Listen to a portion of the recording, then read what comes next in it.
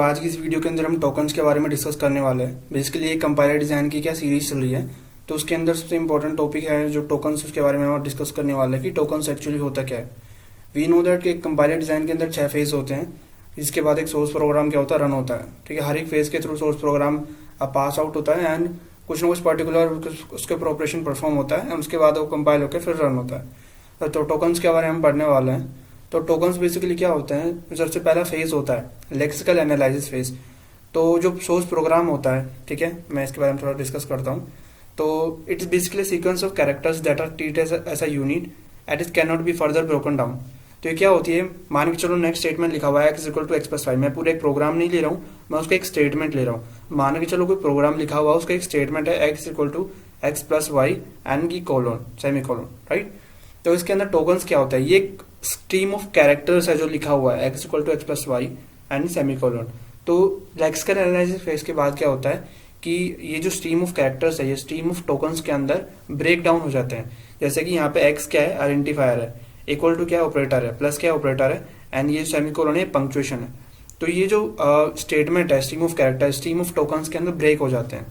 तो टोकन्स क्या हो सकते हैं, आइडेंटिफायर्स हो सकते हैं, राइट। जैसे कि अभी हमने बताया था 4 है, इंट है, ये आइडेंटिफायर्स है। कोई एक्स है, इंट एक कीवर्ड है बेसिकली, जो कोई भी वेरिएबल का नेम होता है वो आइडेंटिफायर्स होते हैं। ठीक है, क्लास का नेम होता है वो आइडेंटिफायर्स होते हैं। ऑपरेटर सब जानते हो, कॉन्स्टेंट होता है जो टोकन्स होते हैं। कीवर्ड्स भी टोकन्स हो सकते हैं, सेपरेटर्स भी, लिटरल्स भी, स्पेशल कैरेक्टर्स भी, तो इनको हम टोकन्स बोलते हैं। तो ये मान के चलो, जैसे कि मैं हर वीडियो में बताता हूँ कि सबसे बेसिक यूनिट किसी भी चीज की वो टोकन है।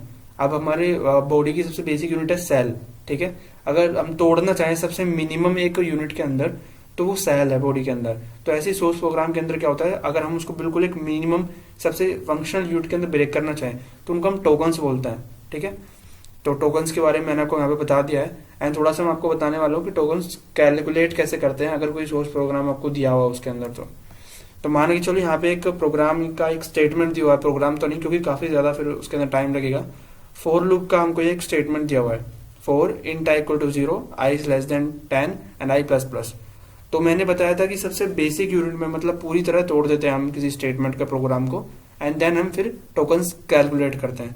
तो यहाँ पे देखो फॉर एक कीवर्ड है एंड ये पंक्चुएशन मार्क है ब्रैकेट का, स्क्वायर ब्रेसेस का।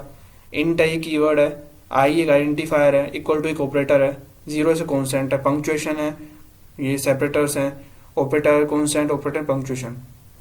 तो यहाँ पे अगर मैं आपको इन शॉर्ट बताऊं तो फॉर एक टोकन है, ठीक है, ये ब्रैकेट ओपन एक टोकन है, इंट एक टोकन है, आई एक टोकन है, इक्वल टू एक टोकन है, 0 भी एक टोकन है, कॉन्स्टेंट टोकन, एंड ये सेमीकोलन भी टोकन है, फिर आई टोकन है, ये लेस देन का साइन जो है एक ऑपरेटर, ये भी एक टोकन है, 10 भी एक टोकन है, दोबारा से हम कैलकुलेट करेंगे सेमीकोलन को, वो भी एक टोकन है, आई टोकन है, एंड प्लस प्लस एक ऑपरेटर है, इंक्रीमेंट ऑपरेटर, तो वो एक ऐसा टोकन माना जाएगा एक। ये जो ब्रैकेट हम क्लोज करें इसको भी टोकन बोलेंगे एंड सेमी कोलन जो लास्ट में है इसको भी हम टोकन बोलेंगे।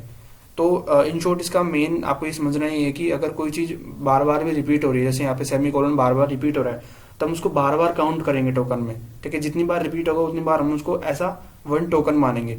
तो यहाँ पे ब्रैकेट को भी हम, ब्रैकेट ओपन को भी एक टोकन मानेंगे, ब्रैकेट क्लोज को भी एक टोकन मानेंगे, हम यहाँ पे कोमा को भी टोकन मानेंगे। अगर किसी प्रोग्रामिंग स्टेटमेंट के अंदर कोमा आता है तो उसको भी हम टोकन मानेंगे।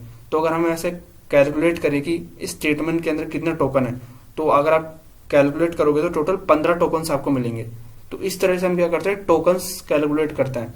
तो लेक्सिकल एनालाइजर होता है जो वो ऐसा प्रोग्राम स्टेटमेंट्स को कैरेक्टर्स के स्ट्रीम से टोकन्स के अंदर कन्वर्ट कर देता है एंड उसको अगले फेज के अंदर दे देता है, जिसको हम बोलते हैं सिंटैक्स फेज या पार्सर, ठीक है।